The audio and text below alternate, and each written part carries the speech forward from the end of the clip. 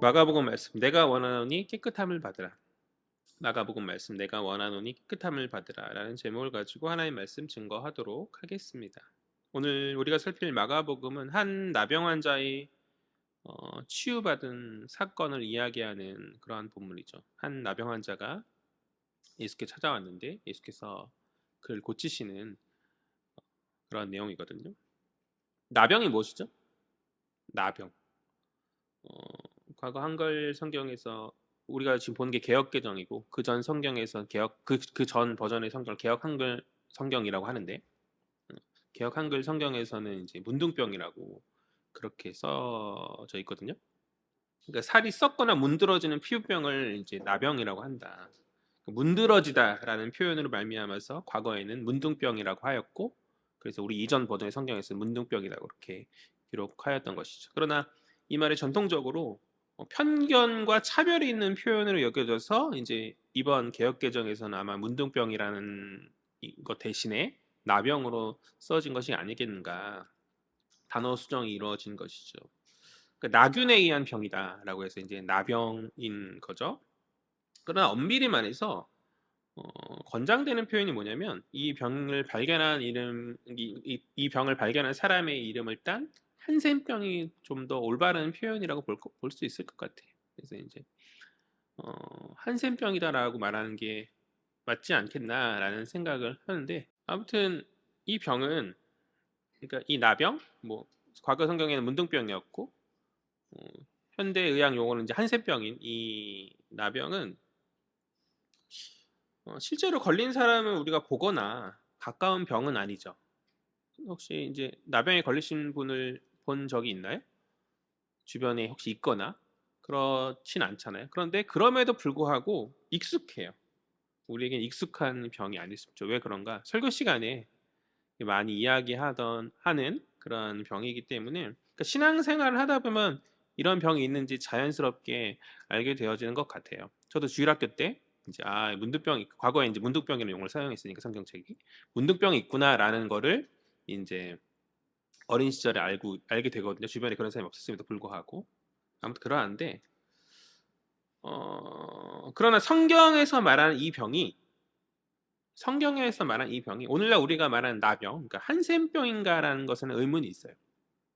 무슨 말이냐면 이 나병으로 번역된 헬러 레프로스라는 단어가 넓은 범위의 피부병을 이야기하는 것이거든요. 그러니까 나병만을 특정해서 말하는 것이 아니라 여러 어떤 물집이나 어떤 심지어 화상까지 포함하는 아주 넓은 범위의 피부 질환을 이야기하는 것이기 때문에 어, 이 넓은 범위 안에 나병을 포함시킬 수 있을지는 모르겠지만 음, 오늘 예수께 나온 이 사람이 이 사람의 피부 질환이 나병이다라고는 그렇게 말할 수는 없는 거죠. 정확하게 이야기하자면 그렇다는 것이. 그러니까 일부 학자들은 당대의 팔레스타인에 이 나병이 존재하지 않았었다라고 그렇게 이야기하거든요. 그러하니 우리가 머릿속에 그리는 그 나병하면 문둥병하면 떠오르는 그 이미지, 그러니까 성경에서 나오는 그 이미지, 그러니까 살이 썩어 들어가 문드러지는 그런 이미지는 편견일 수 있는 거죠. 오늘 예수께 나온 사람을 생각해 나병에 걸렸다, 문둥병에 걸렸다. 라고 생각할 때 뭔가 살이 썩어지고 막 흉측하고 막 이렇게 이런 사람이 나온 이미지를 우리가 생각할 수 있는데 그거는 어떤 편견일 수 있다. 그러니까 이 레프로스라는 단어를 번역함에 이렇게 어떤 사람이 이제 문득병, 나병, 한센병이라고 이렇게 번역함으로 말미암아 생겨진 선입견 같은 것이다. 그래서 저는 이것을 피부 질환이다라는 말로 대체하였으면 좋겠다는 생각을 해요. 그러니까 심각한 피부 질환이긴 한 것 같아요. 심각한 피부 질환이긴 한데 그렇다고 해서 이제 뭐 살이 썩어들어가고 이런 상황은 아니었던 것 같고 우리 지금 가진 성경 말고 얼마 전에 새한글 성경이라고 새로 번역된 성경이 있거든요. 거기에선 이 나병을 어, 심한 피부병이다. 심한 피부병이다 그렇게 번역하였거든요. 그래서 저도 그것에 동의하고 이런 것들 것들을 고려하여서 그렇게 번역을 한 것이죠. 그래서 어쨌든 이제 설교 중에는 이제 성경 본문을 인용해야 되니까 나병이라는 말이 이제 습관적으로 나올 수 있긴 하는데 그냥 그러려니 하시고 어, 목사님이 이제 심한 피부병을 이야기하는 것이구나. 우린 그런 이해를 가지고 오늘 본문을 살펴보자는 거죠. 아무튼 그러나 비록 오늘날 우리가 생각하는 선입견처럼 편견으로 생각하는 이 나병과 같이 실제 이 사람이 살이 썩어 들어가지는 않았다 할지라도 그 병은 분명 심각한 피부 질환은 분명하였을 거예요. 그 병의 원인이 사람의 어떤 죄로 말미암은 것이라는 당대 사람들의 정서와 더불어서 이스라엘의 종교적 율법이 이것을 굉장히 부정한 것으로 간주하였었기 때문에 오늘 이 병에 걸린 이 병자는 신체적인 고통, 그리고 정서적인 사람들이 눈치하는 그런 고통들, 그리고 종교적으로도 사회적으로도 분명 소외된 인물이 분명하다. 그러니까 심각한 막 문드러지는 그것은 아닐지언정 그렇다고 해서 이 사람의 어떠한 문제적 상황이 축소될 필요는 없다라는 거죠. 심각한 어떤 어려움 가운데 사회 바깥에 있는 소외된 그런 사람이 오늘 주님을 찾아왔다라고 그렇게 이해하면 좋을 것 같습니다. 우리 40절 말씀 볼까요? 40절 다 같이 읽겠습니다. 시작. 한 나병 환자가 예수께 와서 꿇어 엎드려 간구하여 이르되 원하시면 저를 깨끗하게 하실 수 있나이다. 아멘. 40절은 이제 나병 환자가 예수께 나와서 꿇어 엎드린 가운데 병 낫기를 간구하고 있죠. 이 피부 질환을 가진 이 환자가 심각한 피부 질환이죠. 심각한 피부 질환을 가진 이 환자가 오늘 이처럼 예수께 나오는 일은 결코 쉬운 일이 아니었을 거예요. 구약의 레위기 13장을 보면 이런 피부 질환을 가진 사람들은 이스라엘 공동체 진 밖으로 쫓겨나서 살았어야 했거든요. 이 레위기 13장의 배경이 광야를 배경으로 하는 거예요. 그러니까 광야에서는 그들이 텐트를 치고 살았죠. 천막을 지고 살아서 각 지파별로 진을 구성해서 그렇게 살았었는데, 그래서 지금 가나안에 정착한 본문의 상황이잖아요. 오늘 예수님 당대의 상황은 이스라엘이 이미 가나안 땅에 왔고 꽤 오랜 시간 동안 가나안에 정착하고 있는 그런 상황이기 때문에 그 본문의 레위기 13장이 오늘 본문의 상황과 레위기 13장의 상황과 오늘 본문의 상황은 조금 다르지만 어쨌든 그러한 부정의 인식이 가나안 정착한 당대까지 이어져서 그들이 생각하기를 한 지붕 아래에서 이 병에 걸린 사람들과 함께 있으면 부정해진다는 생각이 있었던 거죠. 그러니까 그때처럼 천막에 사는 것이 아니었기 때문에 따로 진 밖으로 쫓아내는 그런 상황은 아니지만 어쨌든 간에 그러한 인식이 계속해서 이어져 와서 한 지붕 안에 있을 수 없는 자들인 거예요. 그들은 이 병에 걸린 자들은 한 지붕에 그러니까 집에 한 건물에 있을 수 없고 그 바깥에 이렇게 구별하고 격리해야 되는 그런 사람들로 간주되었고, 그렇게 그들은 일반적인 이들과의 접촉을 허락받지 못한 채 격리된 삶을 살 수밖에 없는 그런 자들이었다. 또 이 병은 도저히 고쳐질 가망이 없는 것이기 때문에 오늘날처럼 어떤 의학이 발달된 그런 상황이 아니잖아요. 간혹 어떤 사람들이 뭐 그 병을 극복하거나 이런 일이 있을지 모르겠지만 그런 사람들은 소수이고 대부분의 사람들은 이 병을 끝까지 앓다가 죽었기 때문에 그 사람들을 그러니까 이런 병에 걸린 사람들은 죽은 자 취급했어요. 그러니까 시체 취급했다. 거의 살아있는 사람으로 취급하지 않았다라는 아주 안 좋은 정서가 있었었고, 그리고 비족첩의 법이 있었어요. 그러니까 그것을 정결법이라고 하는데 이 정결법을 어기고 그가 사람들과 접촉하면 사람들에 의해서 물리적 제재를 당할 수 있는, 자칫 죽을 수도 있는 그런 심각한 상황이었다는 것이죠. 그런 어떤 사회적 분위기 가운데 그가 비록 치유의 어떤 간절함으로 죽게 나왔다 할지라도 분명 그것은 상당한 용기가 필요한 일이었다. 이해가 되시나요? 그러니까 사람들의 눈치와 여러 가지 것들을 다 고려함 가운데 죽게 나와야 하는데 그건 정말 쉬운 일이 아니었다라는 것이죠. 그런 그가 어쨌든 예수께 와서 꿇어 엎드리며 원하시면 자신을 깨끗게 하실 수 있다고 이렇게 주님 앞에 간구하고 있어요. 간청하고 있어요. 이는 그가 예수의 능력을 인정하는 거죠. 분명히 예수께서 치유하실 능력이 있음을 그러니까 믿음으로 나아오고 있음을 우리는 살필 수 있는 것이죠. 또한 그는 어떠한 자세, 그가 그 믿음 안에서 주께 구할 때 어떠한 자세입니까? 철저히 자신을 낮추면서 주께서 자신을 고쳐주시기를 간구하고 계시다. 이러한 그의 모습은 주께 간구하는 자들의 모범의 모습인 줄 믿습니다. 첫 번째, 먼저는 자신의 처지와 상황에 상관없이 용기 있게 나오는 그의 모습이 우리가 본받아야 될 모습인 줄 믿습니다. 그가 주님 앞에 나올 때 왜 주저하지 않았겠어요? 사람들의 시선을 피해서 주께 나아가는 것이 쉬운 일이 아니었고 어쩌면 늘 사람들에게 거절당하는 것이 그의 일상이었잖아요. 오늘 주께서도 나를 거절하지 않으실까? 주님 나의 병을 고치길 거부하지 않으실까라는 여러 가지 그런 많은 생각들이 잡념들이 그의 어떤 발걸음을 무겁게 그렇게 만들고 가지 말까라는 생각을 하게 하였을 수 있죠. 그러나 그런 모든 것들을 그가 극복하고 용기 있게 나아왔다는 그것이 차이를 만들어낸 것이죠. 두 번째로 그는 치유하시는 주의 능력을 믿음으로 나아왔죠. 우리가 우리에게는 어떤 문제들을 해결함에 있어서 주께 기도하며 구하는데 주가 하실 수 있다는 믿음이 전제됨 없이 주께 구한다라고 한다면 그것은 시작부터 잘못된 것이라는 거예요. 그것을 믿지도 않으면서 혹시나 하는 마음으로 한번 기도나 해볼까? 라는 마음으로 기도함은 그 동기가 잘못된, 그 시작이 잘못된 것이다. 순자는 분명 믿음 안에서 확신의 부르짖음으로 나아와야 하는 줄 믿습니다. 이 병자가 그렇게 한 것이죠. 이 병자가 주의 능력을 믿는 믿음 안에서 주께 부르짖음 가운데 나왔고 그 부르짖음, 그 확신의 믿음이 또 역시 차이를 만들어낸 것이죠. 마지막으로 그는 겸손히 자신을 낮추며 나왔다. 주께 구함에 있어서 마치 예전에 맡겨놓은 것처럼 마치 그것을 다시 찾는다는 식의 그러한 모습을 신자들이 종종 보일 때가 있어요. 그러나 그것은 곤란하죠. 주님께서 우리에게 당연히 다 해주셔야 되는 그것이 당연한 것이 아닌 거죠. 그렇지 않겠어요? 그러니까 겸손의 마음, 물론 우리 하늘 아버지께서 우리를 자녀로 여기시고 아들로 여기시고 우리 간청함을 들어주시는데 그것도 좀 겸손하고 고개 숙인 가운데 나와야 되는 것이지 우리 태도가 너무 뻔뻔하게 왜 안 들어주는 거 따지고 불평과 불만으로 하나님 앞에 그렇게 기도하는 거 나아간다면 간혹 우리가 그렇게 기도할 때 있죠. 왜 내 상하기 어렵습니까? 왜 이렇게 뭔가 불평과 불만 가운데 아버지 앞에 기도하며 설 때가 있잖아요. 그것은 다른 모습은 아닌 것이죠. 긍휼의 주님께서 때로 그 모습조차 있는 그대로 받아주시고 응답하여 주실 때도 있지만 그것은 모범적인 모습은 아니다. 우리가 주님께 기도할 때 오늘 이 병을 간청하면서 나왔던 무릎 꿇고 주께 부르짖었던 그 사람처럼 겸손의 모습, 낮춤의 모습으로 우리가 나와야 하지 않겠는가. 우리 41절 볼까요? 41절 다 같이 읽겠습니다. 시작. 예수께서 불쌍히 여기사 손을 내밀어 그에게 대시며 이르시되 내가 원하노니 깨끗함을 받으라 하시니. 아멘.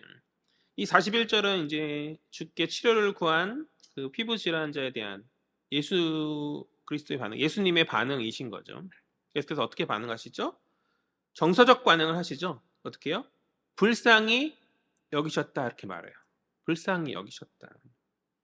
한글 성경에서 불쌍히 여기셨다로 돼 있고 전통적으로 불쌍히 여기셨다라고 이야기하지만 성경에 수많은 사본들이 있어요.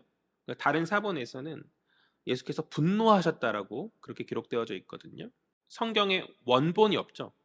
성경에 원본이 없고 수많은 필사본 가운데 그 필사본에 공통되는 것을 막 추려서 최대한 이것이 원문의 내용일 것이다라는 어떤 것을 만들어내서 나온 것이 우리가 오늘날 가지고 있는 성경이거든요. 뭐 그러한 과정들을 이제 사본학이라고 이야기하는데 전통적으로는 불쌍히 여기다가 일반적으로 통용되는 그 해석이에요.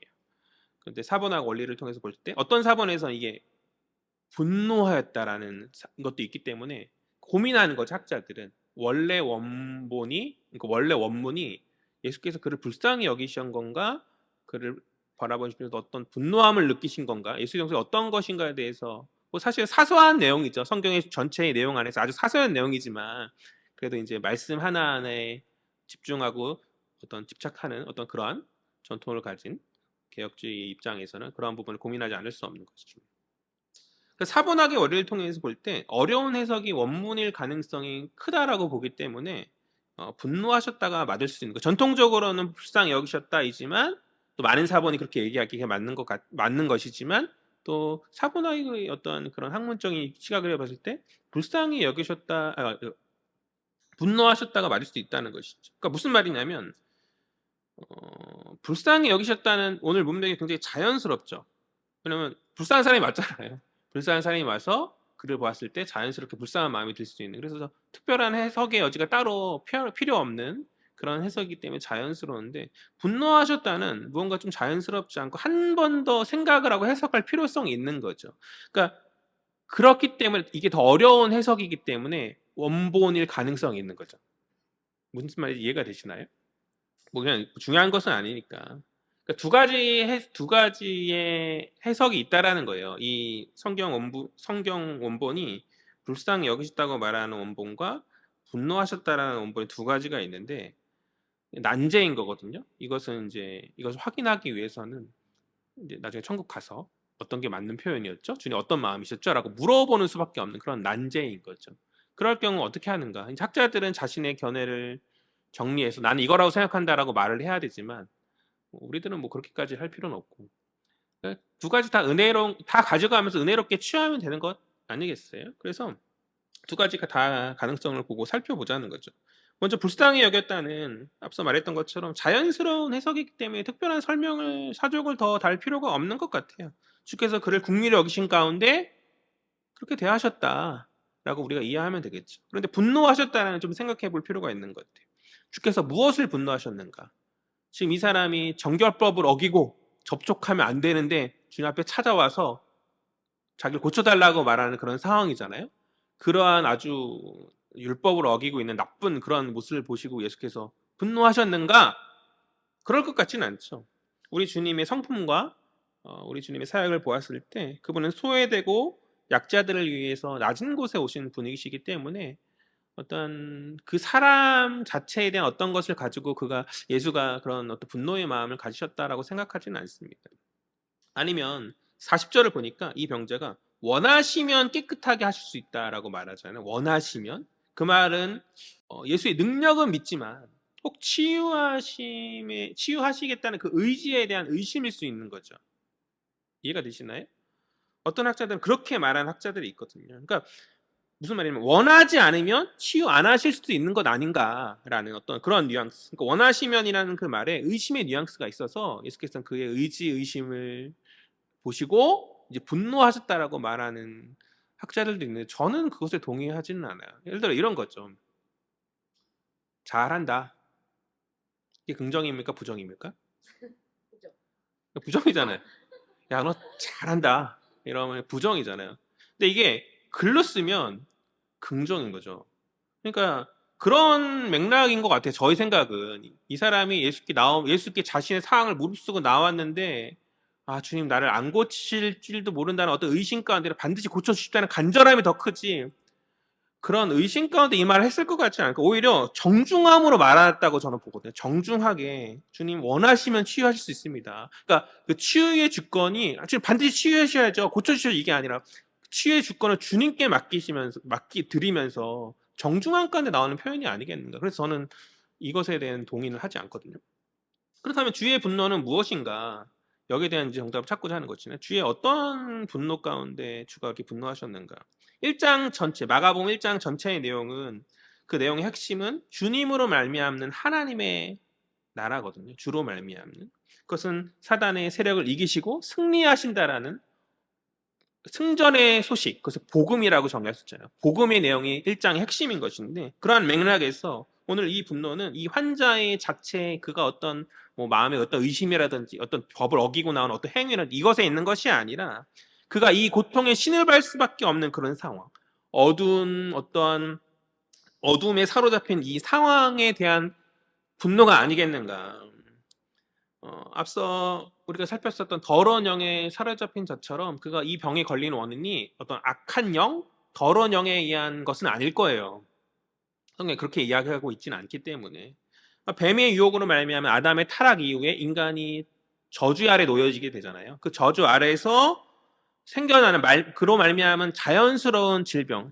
그러니까 이 병자도 걸릴 수 있지만 그 병이 우리도 걸릴 수 있는 또 다른 사람도 걸릴 수 있는 그냥 인간이 살아가다 우리가 때때로 해마다 감기 걸리듯이 그런 어떤 자연스러운 그런 상황일 것이라는 거죠. 그러나 그것은 결국 인간이 권세 잡은 사탄의 영향 아래 놓여 있다는 그런 표식이고 주님은 그 저주의 영향으로 말미암아서 고통당한 그 사람의 상황에 분노하신 것이죠. 그러니까 불쌍히 여기셨다와 분노하셨다라는 두 가지 중에서 후자를 우리가 이해할 때 주님의 분노는 그 사람이 고통당할 수밖에 없는 어둠의 어떤 사로잡혀서 공중권세 사탄에 해방되지 못하고 자유하지 못하는 그 상황을 분노하신 것이다. 그렇기 때문에 주님께서 이제 당신의 백성이 그것에 해방되기를 원하셨고 오늘 그를 치유하심으로 그를 얽매고 있던 어떤 신체적, 정신적, 종교적 등등의 모든 상황에서 그를 자유케 하시는 것이죠. 41절 하반절을 보면 주님 당신의 손을 그에게 대시면서 말씀하시죠. 내가 원하노니 깨끗함을 받으라. 그렇게 말씀하시죠. 그 주님의 말씀에 그 병은 떠나가고 그가 정결케 되었다. 우리 42절 말씀 다 같이 읽겠습니다. 시작. 곧 나병이 그 사람에게서 떠나가고 깨끗하여 진지라. 아멘. 이제 그는 더 이상 사람들에게 부정하다는 말을 들을 필요도 없고 사람들의 눈치를 보면서 격리된 삶을 살 필요 없이 완전히 정결됨을 받은 거죠. 그러니까 이것이 바로 주가 가져오신 하나님 나라의 모습이자 주가 가져오시는 승리의 소식. 그러니까 어둠이 물러가고 한 사람을 사로잡았던 질병이라는 어둠이 물러가고 사탄이 패망하여서 당신의 백성에게 자유와 해방이 임하는 복음이 아니겠는가. 그러니까 이 일을 위하여 주가 오셨고 오늘날 우리가 주를 믿고 따르는 이유가 바로 이것 때문인 거죠. 그러니까 주님 긍휼의 눈으로, 그러니까 불쌍히 여기셨잖아요. 그 사람을 주님 긍휼의 눈으로 보시는 분이신 줄 믿습니다. 심각한 피부 질환으로 고통받은 한 병자와 같이 인생의 고난으로 말미암은 어떤 공고함에 신음한 우리를 주께서 긍휼의 눈으로 보신다. 아멘. 주님 우리를 하면 안 돼요. 주님 분노의 눈으로 보시는 분이신 줄 믿습니다. 우리를 분노의 눈으로 보신다는 것이 아니라 타락의 저주로 말미암아서 육체적 어떠한 질병으로 때때로 고난받고 또 인생의 여러 공고함 가운데 신음하는 우리의 그 상황들을 분노함 가운데 그것을 해방되지 못하는 우리의 상황들을 분노하심 가운데 그것을 바라보시면서 공중것을 잡은 자에게 해방을 명령하시는 분이 바로 주님이시다는 것이죠. 그 긍휼의 주님, 그 분노의 주님께서 우리 인생 가운데 당신의 손을 대심으로 말미암아 우리에게 말씀하심으로 말미암아 깨끗게 하시고 자유와 해방의 은혜를 허락하여 주시는 줄 믿습니다. 그러니까 주의 나라가 주로 말미암아 임하여졌고 우리는 그 나라에 소외되고 격리된 자들이 아니에요. 그 나라의 백성으로 부름받았고 사랑의 아버지 나라의 자녀로서 부름받은 자들인 줄 믿습니다. 이것이 바로 기독교가 이야기하는 교회가 이야기하는 복음이잖아요. 그것이 바로 교회가 이야기하는 진리 아니겠어요? 아담의 타락의 죄는 더 이상 우리를 사로잡지 못하고 예수로 말미암아 깨끗하게 되는. 그러니까 공중것을 잡은 사탄이 우리를 더 이상 어쩔 수 없는 완전한 자유와 해방의 새 출애굽이 우리 가운데 임하여지게 되었다라는 것이죠. 여러분 이것을 믿으십니까? 믿으시나요? 그냥 아무 생각 없이 신앙이라는 어떤 종교인으로 살아가는 것이 아니라 이 진리를 믿는 확증 가운데 우리가 은혜로서 나오는 저와 여러분 되었으면 좋겠습니다. 아멘. 그렇다면 그 복음 안에서 그런 믿음의 복음 안에서 우리가 할 일이 있죠. 그것이 무엇이겠어요? 주의 말씀에 순종하는 것이다. 우리 43절과 44절 다 같이 읽겠습니다. 시작. 곧 보내시며 엄히 경고하사 이르시되 삼가 아무에게 아무 말도 하지 말고 가서 내 몸을 제사장에게 보이고 내가 깨끗하게 되었으니 모세가 명한 것을 드려 그들에게 입증하라 하셨더라. 아멘. 주께서 오늘 치유된 자에게 두 가지 명령을 하시죠. 첫 번째 무엇입니까? 이 일을 치유하셨던 이 일에 대해서 아무에게도 아무 말도 하지 말라. 그러니까 두 번 부정해. 항상 늘 얘기하지만 반복은 강조죠. 반복해서 아주 엄중하게 주님께서 경고하고 계십니다. 아무에게도 이야기하지 말라. 두 번째 명령은 무엇이죠? 치유된 이것을 가지고 제사장이 가서 보이라 라고 그렇게 말씀하신단 말이죠. 먼저 첫 번째, 예수께서 침묵을 요구하신 이유가 강력하게 이것을 요구하신 이유가 무엇인가? 앞서 제가 여러 번 많이 이야기했기 때문에 여러분들이 기억하셨으리라 믿는데 메시아이신 그분에 대한 잘못된 오해가 생기길 주님께서 원치 않으셨던 것이죠. 아직 그들이 예수의 어떤 고난받는 메시아에 대한 그런 의미를 온전히 배우지 못했기 때문에 마가복음 1장이잖아요. 예수님의 사역의 초창기이기 때문에 아직 더 배워야 되고 더 깨달아야 되는 그런 상황인 것이죠. 그러니까 그들이 생각하였던 군사적 메시아, 다윗과 같은 메시아, 전쟁을 통해서 로마를 물러내고 로마를 물리치고 그들이 승리 가운데에서 자신의 나라를 구축하는 그러한 나라를 세우는 것이 주의 나라가 아니었죠. 아버지 나라가 아니었죠.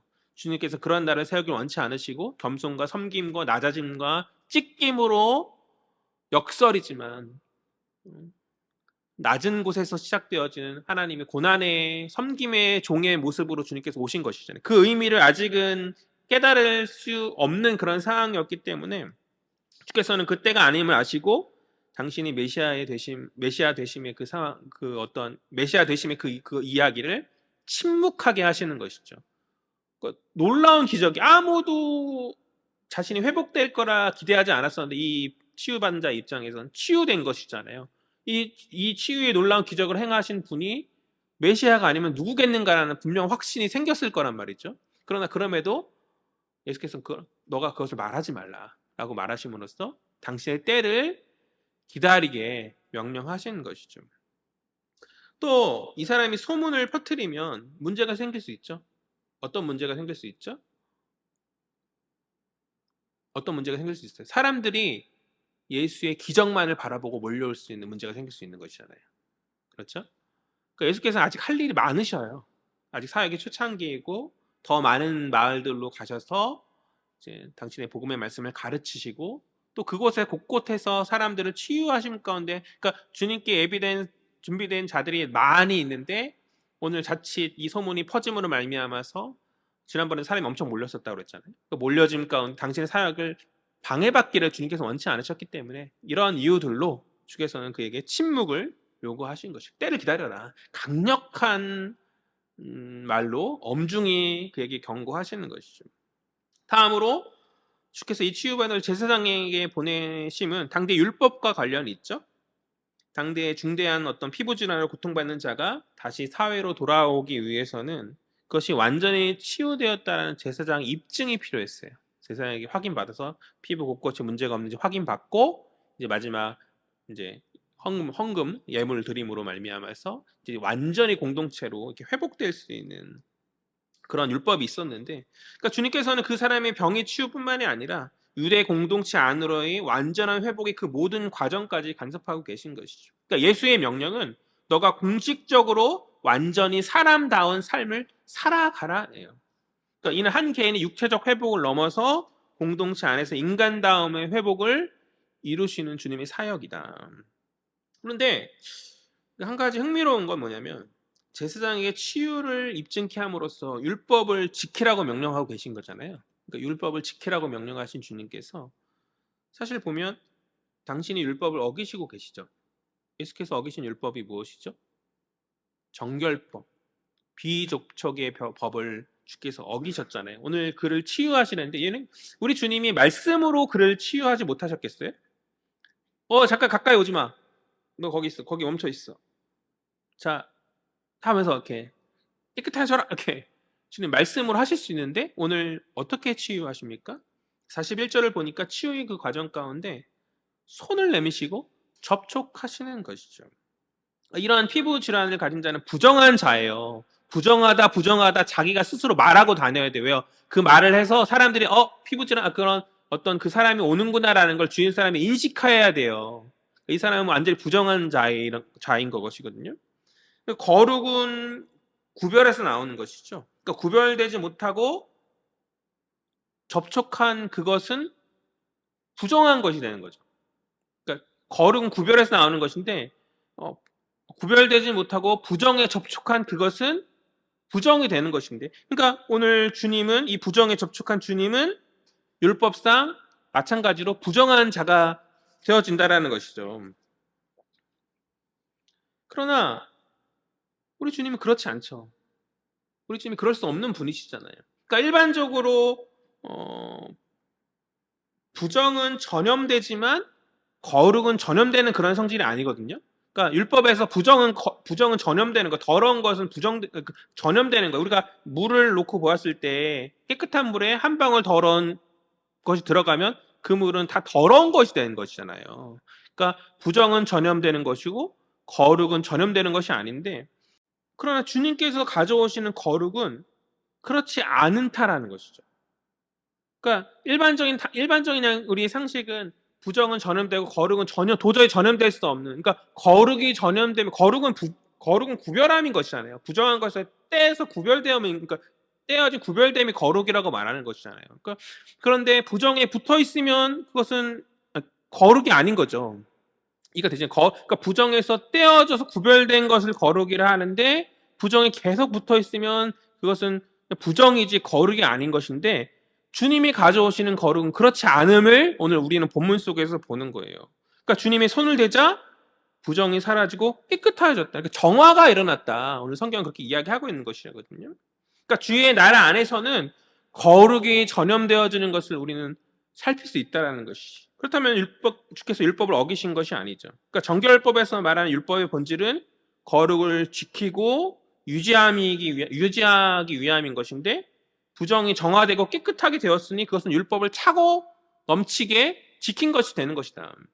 그러니까 간혹 사람들이 예수께서 율법을 의도적으로 거부하셨다라고 생각하는 그런 사람들이 있거든요. 그러니까 예수께서 율법을 거부하고 거절하신다라고 생각하는 사람들이 있는데 그렇지 않다.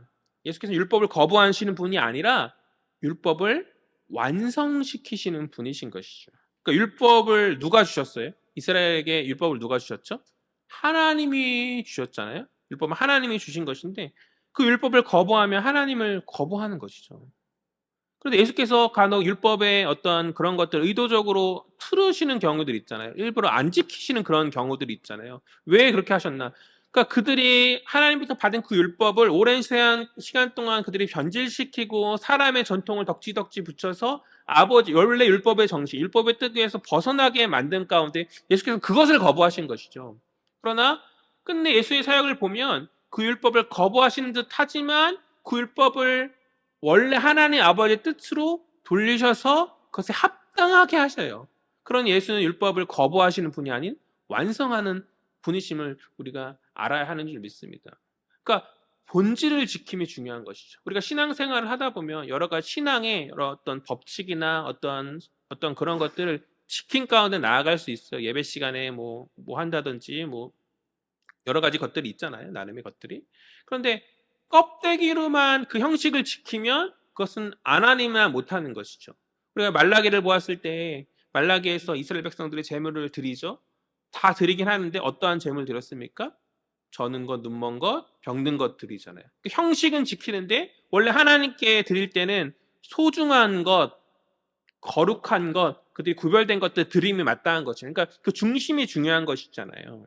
그러니까 주님께서 가져오시는 그 어떤 사역은 어떤 그런 껍데기를 거부하심이 아닌 그 중심을 보시고 동시에 그 모든 것, 그 껍데기 모든 것까지 정말 주님 다 받으실 만한 완전한 것으로 온전하게 만드시는 것이 주님의 사역이다. 그러니 우리는 균형을 잘 가져야 돼요. 예배의 어떤 형식이나 이런 것이 중요하지 않다. 자유롭게 예배 드리면 된다라고 말하는 어떤 극단적으로 주장하는 사람들이 있는데 그렇지 않습니다. 그 예배의 본질 안에서 그 하나하나를 다 귀하게 여기면서 균형 잡힌 모습으로 우리가 나와야 하는 줄 믿습니다. 다시 본문으로 돌아와서 예수께서 이 병자에게 말하셨던 두 가지 명령 중에서 한 가지는 확실히 순종하지 않았음을 우리가 45절을 통해서 보는 것이죠. 우리 45절 말씀 거의 다 왔어요. 다 같이 읽겠습니다. 시작. 그러나 그 사람이 나가서 이 일을 많이 전파하여 널리 퍼지게 하니 그러므로 예수께서 다시는 드러나게 동네에 들어가지 못하시고 오직 바깥 한적한 곳에 계셨으나 사방에서 사람들이 그에게 나아오더라. 아멘. 45절을 보니까 그가 침묵하라는 주의 명령을 어기고 어떻게 해요? 많이 전파하였더라. 두 번째 명령이 뭐였어요? 제사장에 보여서 입증하라는 것이었죠. 그것에 대해서 했는지 안 했는지는 본문이 이야기하고 있지 않기 때문에 우리는 알 수 없죠. 그러나 적어도 이 침묵 명령, 첫 번째 명령이었던 이 침묵 명령만큼은 확실히 지키지 않았음을 우리는 살필 수 있는 거죠.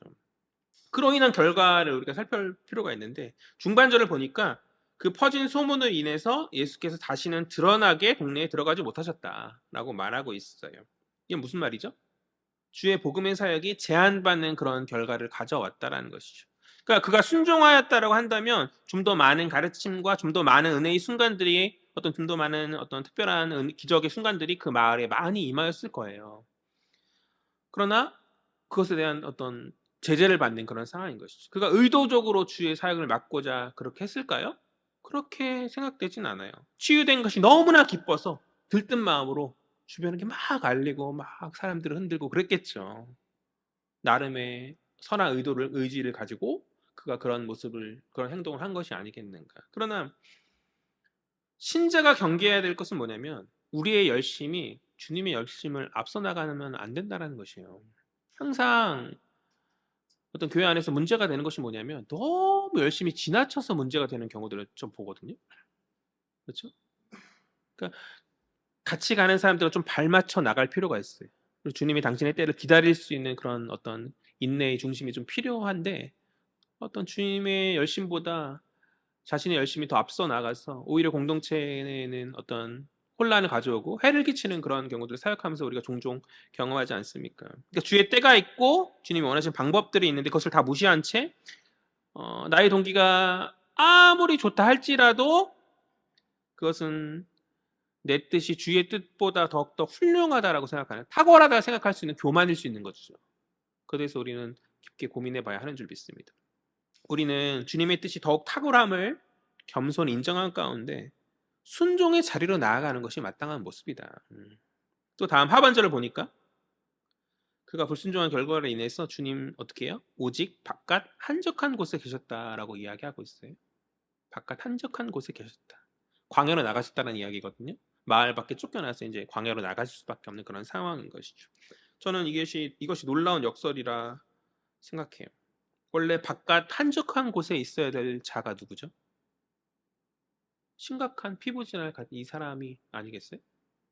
그런데 그것이 이제 역전되어서 이 병자는 동네 사방에 자유롭게 돌아다니면서 자기가 뭐 예수의 복음을 전하고 뭐 했겠지만 어쨌든 자유롭게 사람들에게 전파하면서 막 돌아다니고 있는데 주님은 실제 그 진짜 복음을 가지신 주님, 그 주님은 바깥 한적한 곳에 나갈 수밖에 없는 그런 역전이 발생하였다.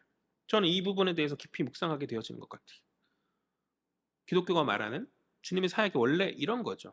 당신은 죄가 없음에도 불구하고 우리를 대신하여서 형벌의 자리에 서시고 당신은 영광 받으셔야 마땅함에도 불구하고 우리 대신에 비난 멸시 받으시고 그렇게 우리가 받아야 될 그러한 것들을 우리 대신 받으심으로 우리의 그런 아주 안 좋은 그 자리에 그분이 계시는 그것이 바로 주님의 사역이죠. 그러니까 타인의 실수와 잘못으로 인해서 바깥 한적한 어떤 소외의 자리, 형벌의 자리, 경례의 자리, 죄인으로의 헤아림을 받는 그 자리에 우리 주님은 당신의 사역 가운데 늘 계시더라. 이 부분을 우리가 깊게 묵상하지 않을 수 없지 않겠어요?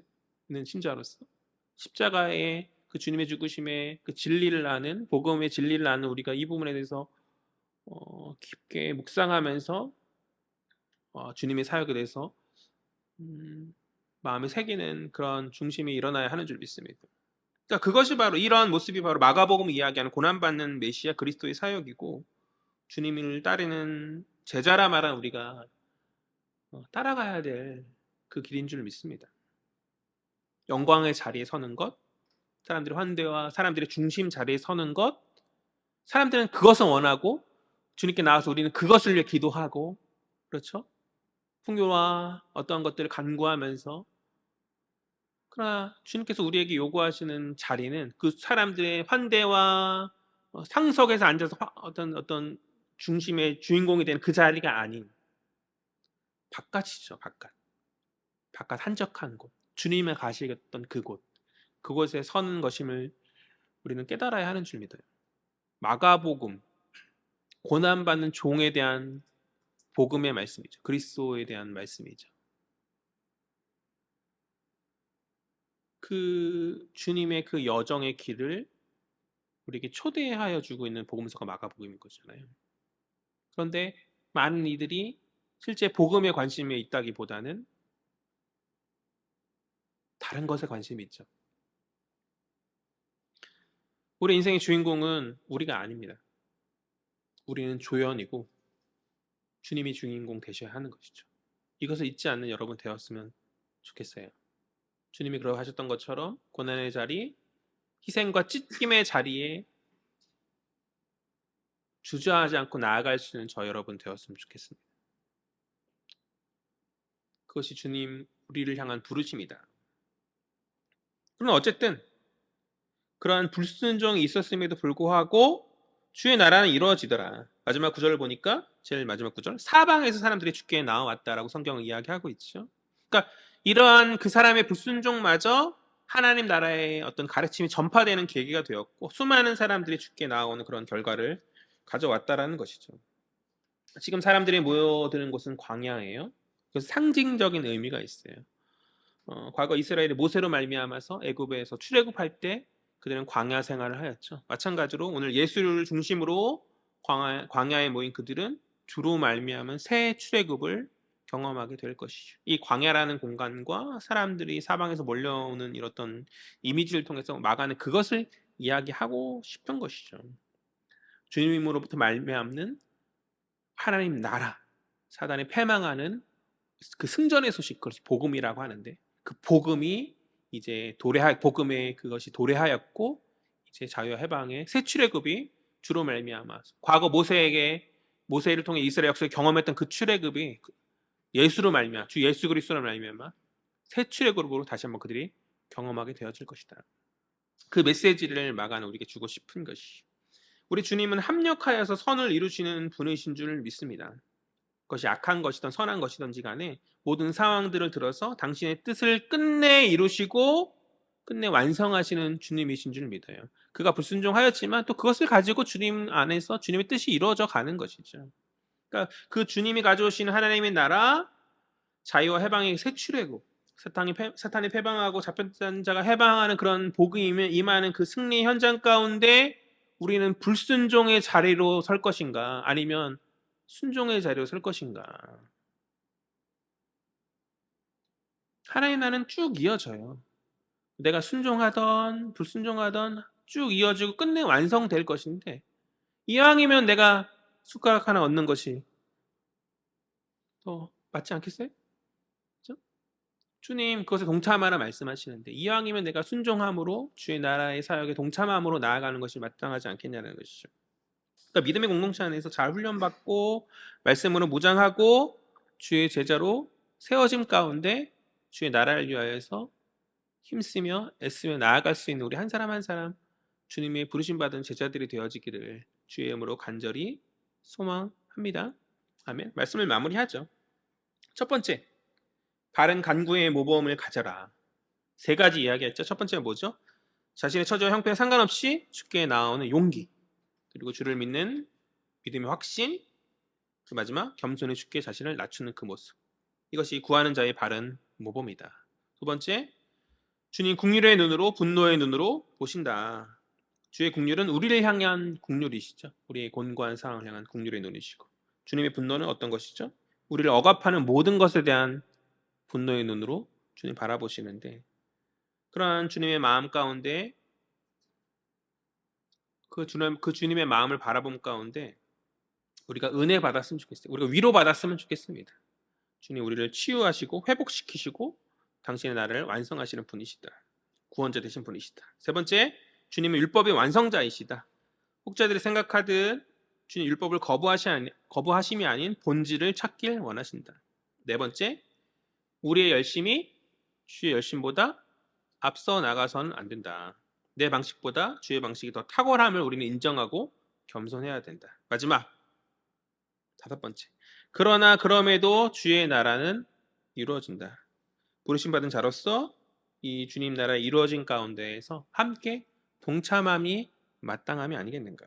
바라기는 우리 헤아림의 모든 지체들이 오늘 본문 속 심각한 피부진을 가졌던 이 병자와 같이 주께 간구함으로 인생의 여러 공고한 상황과 문제들을 해결함을 받고 회복과 정결케 되는 은혜가 있기를 주의 이름으로 간절히 소망합니다.